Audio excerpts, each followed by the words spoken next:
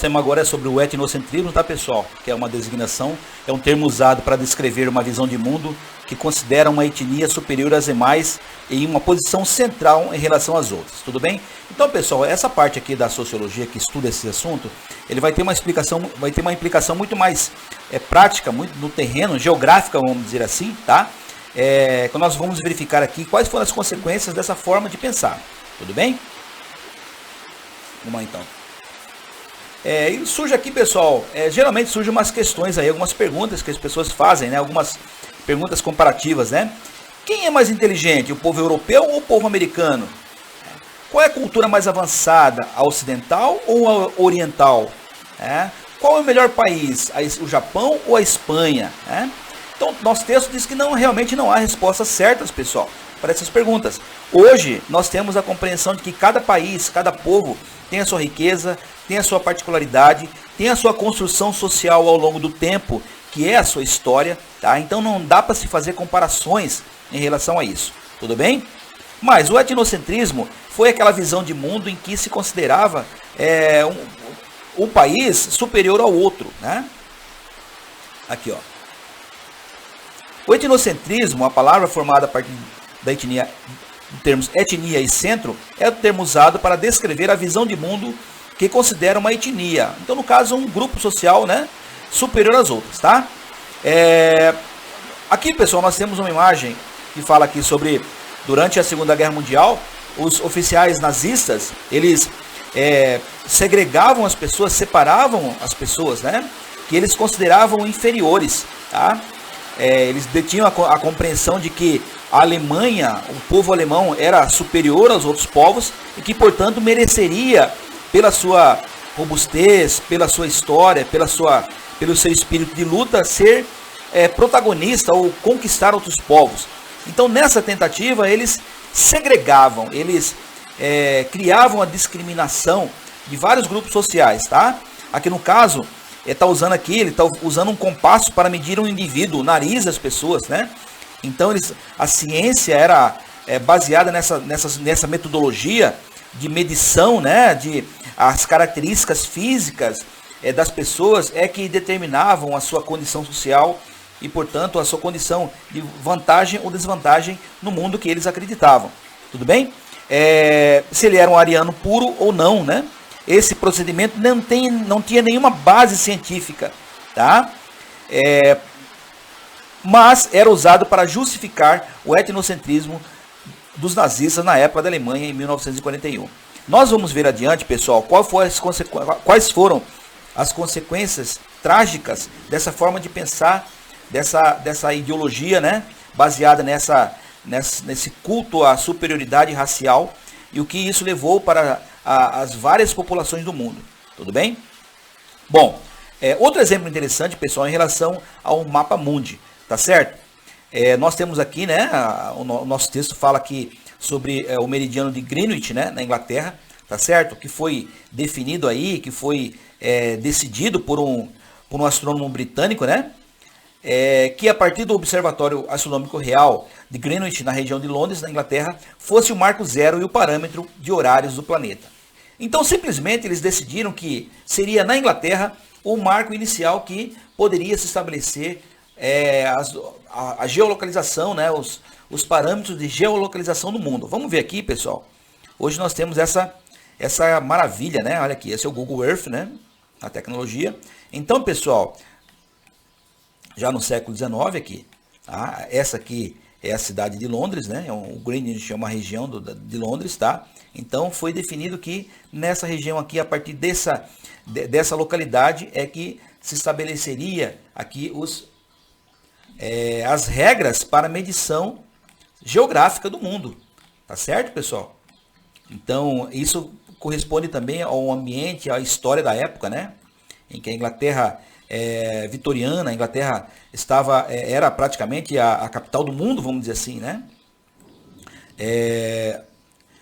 Então eles definiram esses critérios aqui de geolocalização, tá? E estabeleceram como se fosse a Europa o centro do mundo, né? Então, hoje, pessoal, nós sabemos que hoje o mundo não tem um centro, né, pessoal? O mundo é um globo, tá? E onde se os países definirem seus mapas, né, essa designação de centro do mundo é aleatória, né? Não é possível você definir onde que é o centro do mundo, né? O mundo gira, né, pessoal? O mundo é um globo, nosso globo aqui, né? E geograficamente, tá? Não há essa possibilidade, tá? De definir o centro do mundo, né? Os continentes são diferentes, são diversos, tá certo? E essa classificação é meramente política, né? É meramente de acordo com aquela visão de que se tinha de que o europeu, o inglês era superior aos outros povos, tá? Foi definido também até como questão de marcação temporal, né? De marcação temporal, tá certo? Tudo baseado no etnocentrismo, beleza? Até os dias atuais, esses mapas do mundo são os mais difundidos. Muitos críticos apontam que isso pode passar a mensagem de que a Europa é o centro do planeta e desconsiderar que o planeta não possui um centro político, que a definição do meridiano zero e a sua localização no mapa é uma convenção e que a disposição dos continentes no mapa pode variar de acordo com os critérios utilizados pelo cartógrafo. Dessa maneira, como nós falamos, né, qualquer localidade pode ser representada por um centro de um mapa, desde que as convenções cartográficas, como a projeção e a escala, por exemplo, sejam coerentes, tá? Nesse caso aqui, pessoal, nós temos aqui esse planisfério, né, que mostra, né, os continentes, e no caso aqui o Brasil, né, América, para vocês verem como que é aleatório, né? No caso que o cartógrafo definiu, né, nessa configuração, né, colocou o Brasil aqui no centro. Então, para uma leitura, né, mais crítica, né, ela fala assim, é correta, poderia ser tão utilizada quanto as demais. No entanto, ao centralizar o Brasil no mapa, alguns estudiosos a consideram ideológica, né, do ponto de vista geopolítico. O que é isso? O que isso quer dizer, né? Isso significa considerar, né, que o Brasil é superior, vamos dizer assim, né, porque está no centro do mundo, né? Então essa é a ideia que se tem. Mas, pessoal, a gente vê que isso é aleatório, tá? Então não existe um centro do mundo, tá certo? É puramente histórico que foi definido lá em Greenwich. Tudo bem? Finalmente, pessoal, aqui nós temos aqui as 3 consequências mais graves aqui dessa prática, dessa atitude etnocêntrica, né, que os países, as culturas podem adotar aí no convívio, na interação com os outros povos, tá? A primeira consequência, pessoal, é o preconceito, tá? Que é aquela ideia inicial que se tem, certo? Aquele julgamento prévio, né, sem conhecer, sem ter um conhecimento profundo, sem ter uma vivência profunda de determinada cultura, de determinado povo, tá? Então, o preconceito é gerado, né, ao considerar a própria cultura como superior às demais, tá certo? Segundo, impõe também uma discriminação, tá? Ou subvalorizar a cultura de outros grupos, tá certo?